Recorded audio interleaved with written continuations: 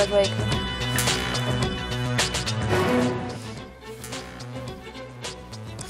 Et de retour dans l'Africa News, nos éditoriales, ils sont toujours avec nous. Gracien Roquenikiza, Samuel Ngambok et Malika Cher. Et tout de suite, c'est le dossier du jour.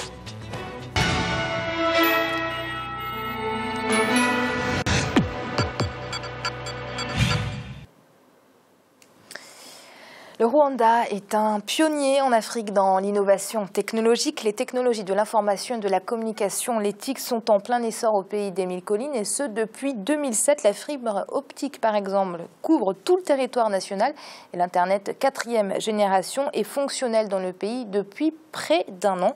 Focus sur ses performances avec ce reportage de notre correspondant à Kigali, Oliva Jacotin. Le pays d'Émile Colline est l'un des pays les mieux avancés sur le continent africain dans les technologies de l'information et de la communication. L'innovation technologique connaît un dynamisme depuis près d'une décennie. Les autorités multiplient depuis une vingtaine d'années la mise en place d'infrastructures adéquates pour un boom de ce secteur. L'Internet de 4e génération est désormais accessible sur toute l'étendue du territoire depuis novembre 2014. Qu'est-ce que toutes ces réformes ont apporté à ce secteur? Comment la population juvénile utilise les atouts du numérique? Quels sont les défis de l'économie numérique au Rwanda? Nous sommes ici au siège de Kigali Lab, le seul haut lieu de l'incubation des TIC au Rwanda. Créée en 2012, cette structure est le centre de l'innovation en matière de nouvelles technologies. Elle compte aujourd'hui plus de 400 membres. Kigali Lab se veut une réponse adaptée à l'insertion professionnelle des jeunes via l'entrepreneuriat. Nous étudions les projets des jeunes, on analyse avec eux la faisabilité de leurs ambitions, puis nous cherchons à les mettre en contact avec les personnes susceptibles de les aider à réaliser leurs rêves. Ils sont de plus en plus nombreux à solliciter les services de ce centre d'incubation des TIC pour la prospérité de leurs entreprises. Plus de 80 jeunes fréquentent par jour ce haut lieu de l'innovation technologique, non seulement pour échanger leurs expériences, mais également recevoir des informations sur les atouts du secteur numérique. Tous ont le souci de dynamiser l'économie numérique au Rwanda. Nous qui fréquentons Kigali Lab, nous avions de nombreux projets, mais souvent, il y a des similarités. Cela nous permet de partager nos idées et même de devenir des partenaires pour rendre plus performantes nos différentes entreprises.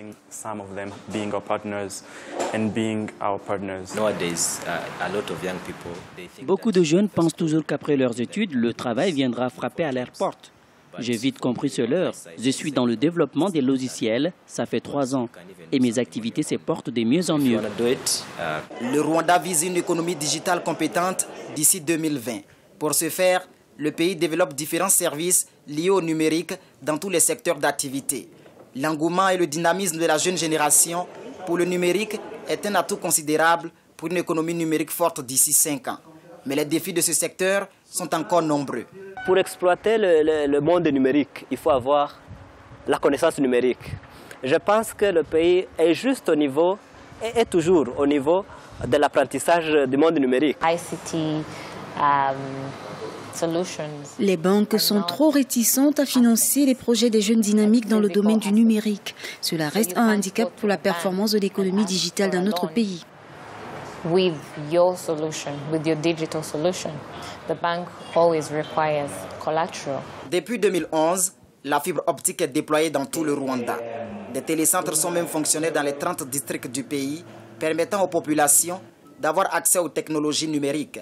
Le Rwanda est le 3e pays d'Afrique de l'Est où l'Internet de 4e génération est fonctionnel et sera accessible à tous d'ici 2017.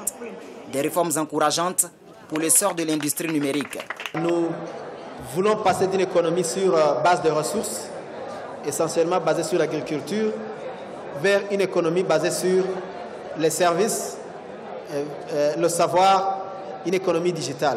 Nous continuons à former ce capital, à accumuler ce capital, parce qu'il n'y a pas de limite il n'y a pas de limite au nombre ou à la qualité des compétences dont une économie a besoin pour faire le meilleur de l'économie de l'information. L'économie digitale est donc dans une bonne dynamique au Rwanda.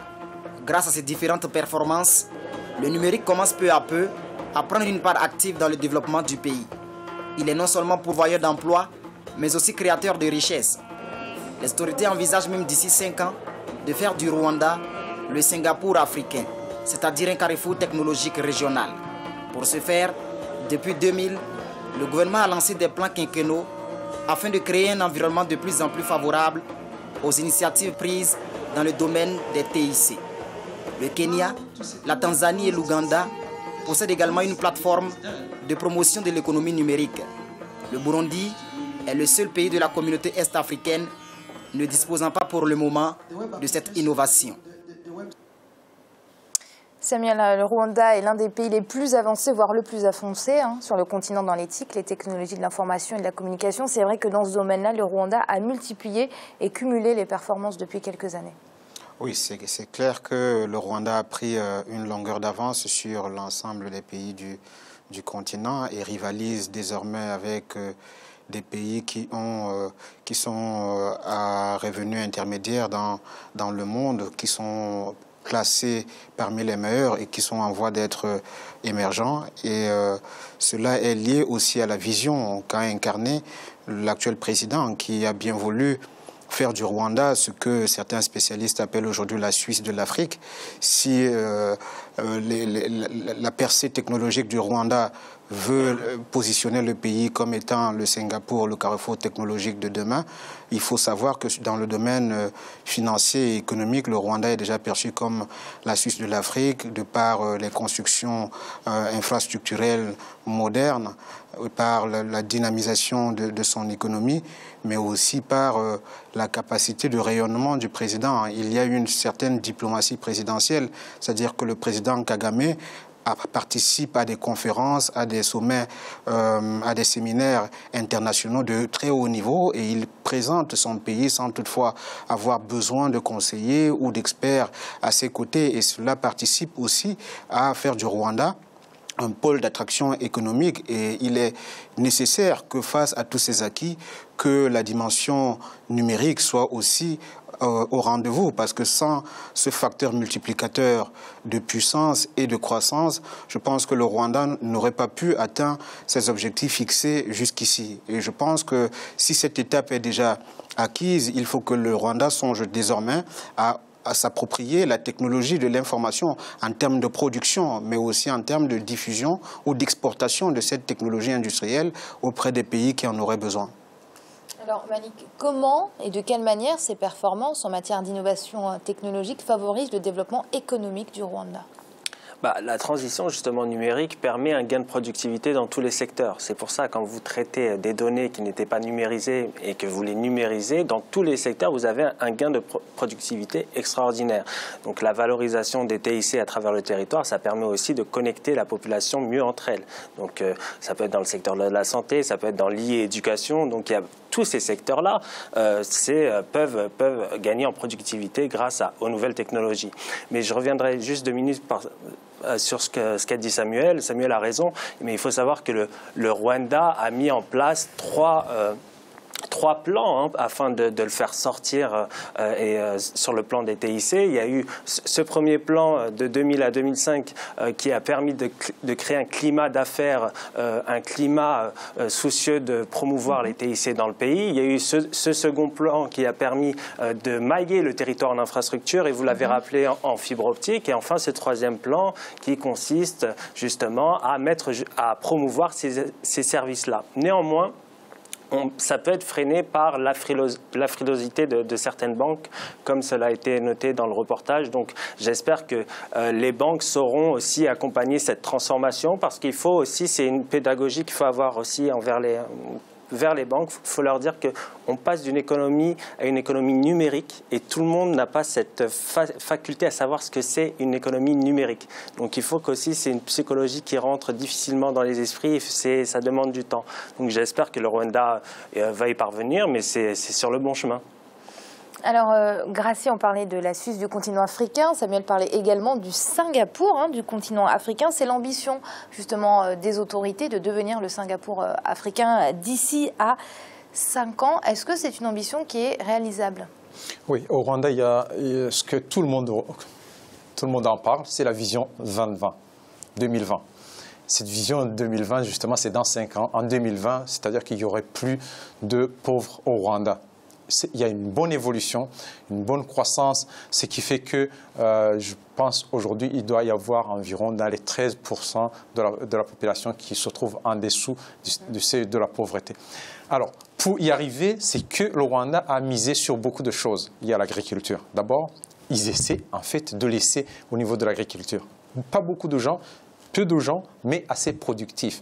Et que d'autres, disons, commencent à se mettre au niveau des affaires et au niveau aussi du numérique, tel qu'on l'a dit. Il faut savoir que la révolution numérique, ce qui se passe au Rwanda, a commencé surtout au niveau de l'administration. C'est-à-dire qu'au niveau de l'administration, ils ont beaucoup réduit les délais de traitement des dossiers.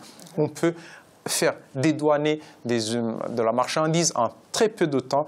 Au niveau des frontières, les services de l'immigration prennent peu de temps parce que tout est informatisé. Les informations remontent facilement au niveau central.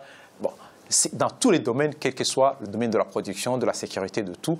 Même le président Kagame, il est capable d'avoir les renseignements de tout ce qui s'est passé pratiquement un jour avant. C'est-à-dire que c'est rapidement centralisé. Ils peuvent aussi prendre des mesures rapidement et aussi ils essaient d'orienter aussi la production économique en fonction des besoins d'abord du Rwanda, ce qui ne se fait pas dans d'autres pays. Et quand on voit bien, surtout quand on est à Kigali, on voit comment les gens, l'activité des Rwandais, comment ça tourne. On ne trouve déjà pas de mendiants dans la rue, ce qui est rare dans un pays, je dirais dans un pays dans ce monde. Et ce qui fait qu'il y a beaucoup de rythme et la volonté et surtout l'implication de la population. Ce qui fait qu'ils ne seront pas comme à Singapour, mais vraiment, ça sera un pays qui, dans 5 ans, à mon avis, personnellement, c'est ce que j'ai constaté, qui donnera l'exemple de beaucoup de pays africains dans un développement harmonieux, surtout qui, dans un pays, on ne trouve pas une grande arrogance des riches, mais surtout une certaine classe moyenne qui se développe et qui travaille. Et d'ailleurs, au Rwanda, mieux vaut travailler dans le privé que dans le public, parce que dans le public, les gens travaillent plus que dans le privé.